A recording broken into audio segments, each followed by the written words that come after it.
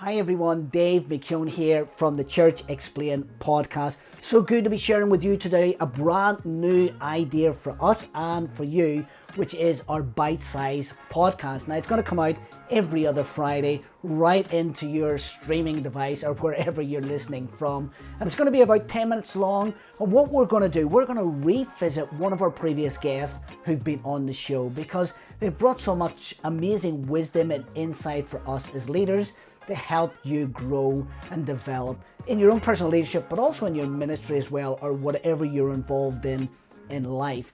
So on today's show, we're revisiting Shayla Vissa, who is part of Alpha Global. She does an amazing job. And we began to talk to her around this idea of what they use as Alpha Global to innovate and bring out new ideas and resources for the wider church.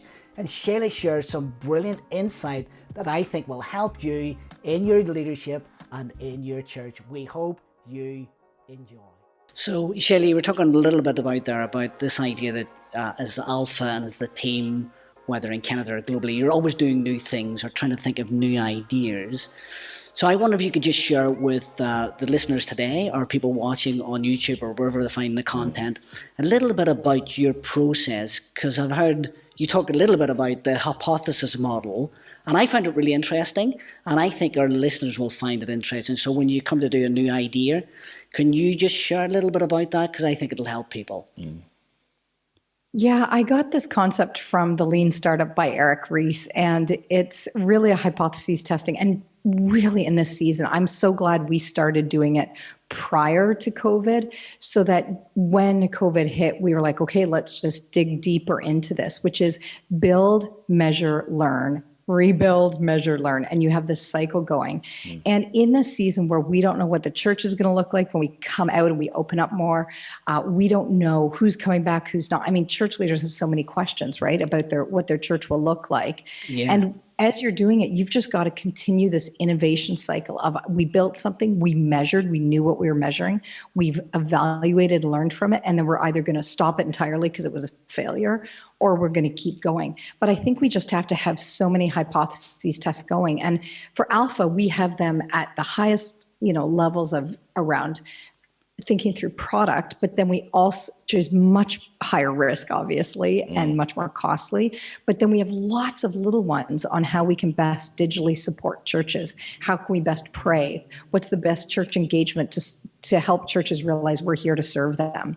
And so that build, measure, learn cycle is absolutely the most significant thing I've done in my leadership at Alpha Canada to help the team realize we've got to try new things. We've got to be attentive to the Spirit, and He's teaching us new things. So build, measure, learn really has worked for us, and I think is going to be super fruitful going forward. It's a great concept, that build, measure, learn. Let's try and draw it out a little bit, because I'm just thinking of church leaders. Some people may be thinking, well, I need to hear the voice of God before I do anything. And I think that's a danger. I think that's the problem, that many churches then don't grow, they don't develop, because they're sitting waiting for God to say something. And I think by and large, God's already said it. Do you know what I mean? So I think of this idea of build, measure, learn, it allows churches or leaders to be a bit more innovative and a bit more creative with what they can do, and to have the courage, if something doesn't work, you've done your build, measure, learn, and you've learned this isn't working, hey, let's stop it. And let's do something else. Yeah. And I suppose that's a great model to begin to use. Can you give me an example of how you've used that then in Alpha and Alpha Canada or Global? Well, I'll give you an example actually from a few different churches in Canada that have used this in their context. When the pandemic hit and they couldn't run Alpha like centrally, right? Big meal, big group gathering, couple hundred people or 50 people, they had to think through, what does this mean now for us in our context? And so they decided to do pilots of, okay, out of a community group, home group, Bible study, whatever you want to call it, we're going to make those people an Alpha small group, and they're going to invite their friends. Gotcha. And one of our churches that we work with, Coastal Church, has hypothesized that, tried it out early on in the pandemic. It's been so successful that even to today, they're still running Alpha through their small groups. And they said more people are coming to faith Wow. Because Alpha's not run centrally. It's run through small groups in their church.